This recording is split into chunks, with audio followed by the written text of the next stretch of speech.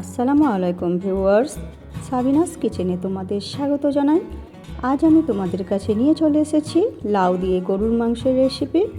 এইভাবে তোমরা মটন দিয়েও লাউ দিয়ে বানাতে পারো। এইভাবে তোমরা বানিয়ে দেখো, খুবই ভালো লাগবে তোমাদের। Yes.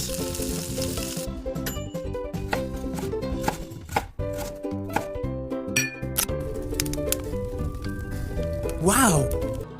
কড়াইতে আমি 100 গ্রামের মতো সর্ষের তেল দিয়ে দিচ্ছি। ভালো করে গরম করে তেজপাতা দিয়ে এর মধ্যে এবারে পেঁয়াজ কুচি দিয়ে দিচ্ছি একটু বেশি করে।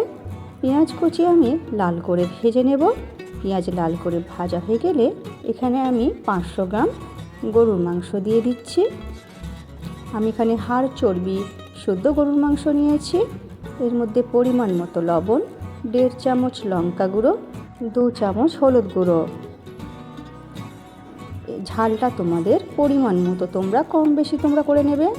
এরপর আমি 3 চামচ আদা রসুন বাটা দিয়ে দিচ্ছি।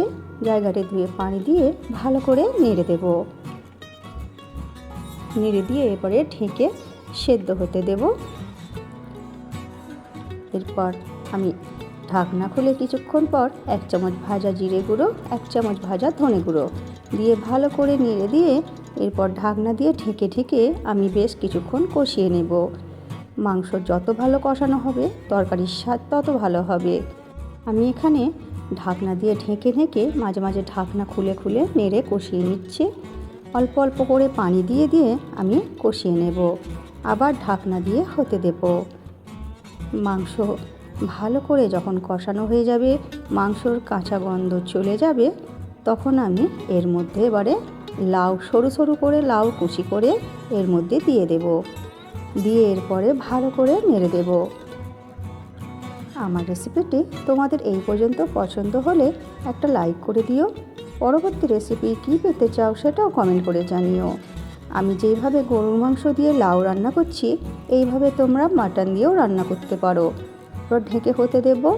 আমি ঢাকনা খুলে দিয়ে একবার নেড়ে দেব। দেখো কত পানি বের হয়েছে লাউ দিয়ে।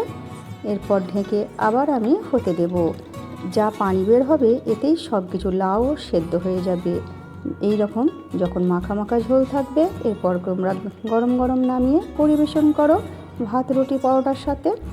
আমার রেসিপিটি ফেসবুক থেকে দেখলে ফলো করে দিও। ইউটিউব থেকে দেখলে সাবস্ক্রাইব করে পাশে থেকো।